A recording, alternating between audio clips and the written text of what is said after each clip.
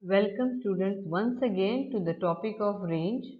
Today we will see how to find range for grouped data. Dispersion means the scattering of data, and measures of dispersion helps us to interpret the variability of data. A measure of dispersion is designed to state numerically the extent to which individual observation may vary from the average.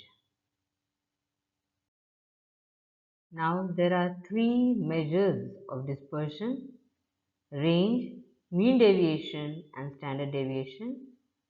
We are going to see range today. Range is the simplest of all absolute measures of dispersion. It is the difference between the largest value and the smallest value in the given data. Have a look at the group data. There will be two sets of data.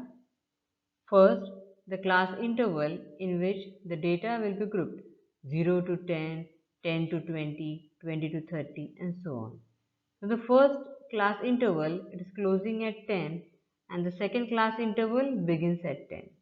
The second class interval closes at 20 and the third class interval opens at 20. So this type of data is called as continuous data. And then correspondingly frequencies are also given f1, f2, f3. Now here we will find out the upper limit of the highest class interval. That will denote by L. Also we'll find the lower limit of the lowest class interval, and that will denote by S, smallest value. So range will be largest value minus smallest value, and coefficient of range is equal to largest value minus smallest value upon largest value plus smallest value.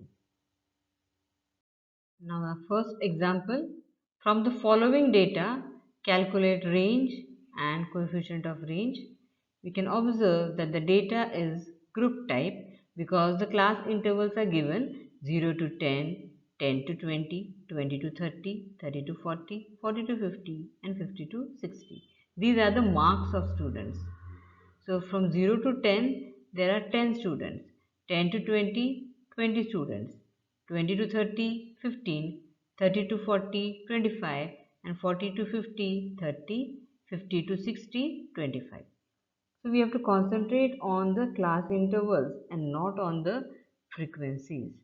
So what is the formula for our range? We have to find the upper limit of the highest class interval. So which is the highest class interval? Yes, 50 to 60 is the highest class interval. And which is the upper limit? 60. Correct. Then we have to find the lower limit of the lowest class interval. Which is the lowest class interval? 0 to 10. And its lower limit is 0. So we have largest value is 60 and smallest value is 0. So range is equal to L minus S, that is 60 minus 0, it is equal to 60. Next, coefficient of range is L minus S upon L plus S. 60 minus 0 upon 60 plus 0, that is equal to 1.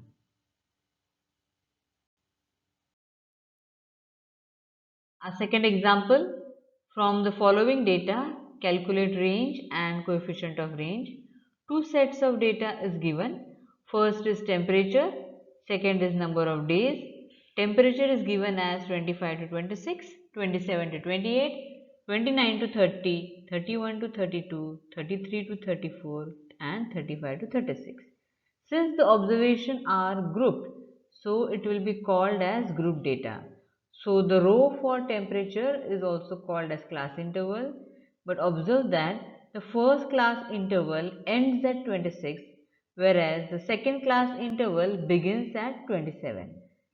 The second class interval ends at 28 whereas the third class interval begins at 29. So this type of observation is not continuous. So we'll have to make the class intervals continuous. Now how to make them continuous? It is by subtracting 0.5 from the lower limit of every class interval and adding 0.5 to the upper limit of every class interval. I repeat, we will have to subtract 0.5 from the lower limit of every class interval and add 0.5 to the upper limit of every class interval. For example, from 25, if we subtract 0.5, we will get 24.5, whereas in 26, if we add 0.5, we will get 26.5. Thus, the first class interval previously was 25 to 26. Now it becomes 24.5 to 26.5. Again, look at the second class interval. Subtract 0.5 from 27, it will give us 26.5. Add 0.5 to 28, it will give us 28.5.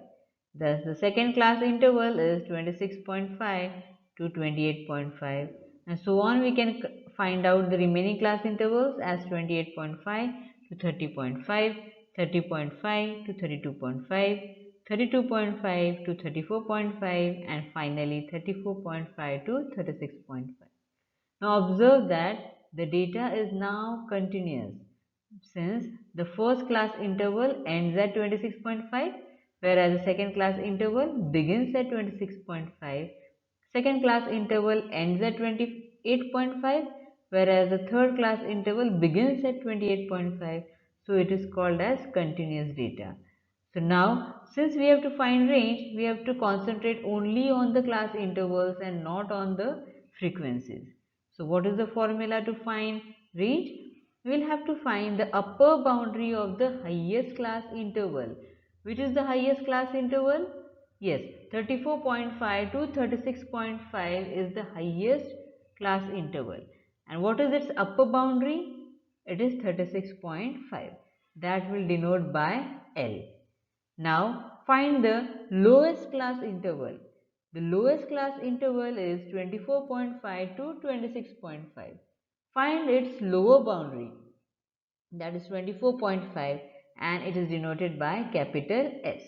Again I repeat, we will have to find highest class interval and then find its upper boundary, then find the lowest class interval and then find its lower boundary.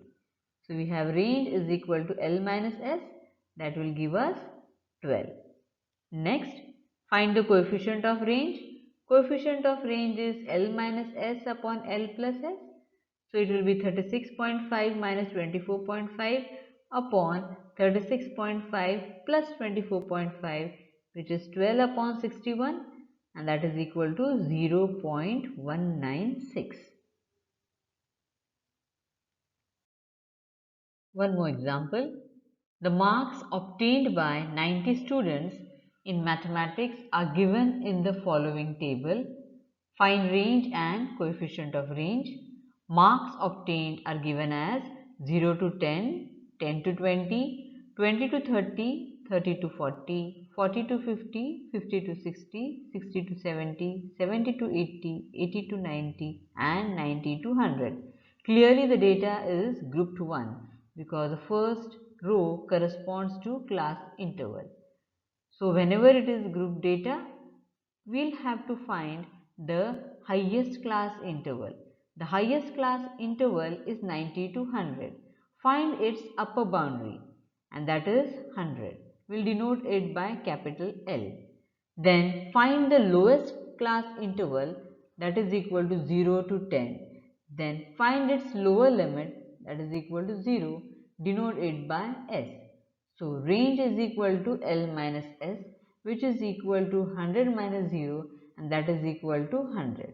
Then coefficient of range is equal to L minus S upon L plus S, which is equal to 100 minus 0 upon 100 plus 0, and which is equal to 100 upon 100, that is equal to 1. So coefficient of range is 1. So that was all that we have in case of group data for finding range. So we have seen 3 videos to find range. One was for raw data, one was for ungrouped data, and the current video is for group data. I hope you have enjoyed all the 3 videos. Thank you.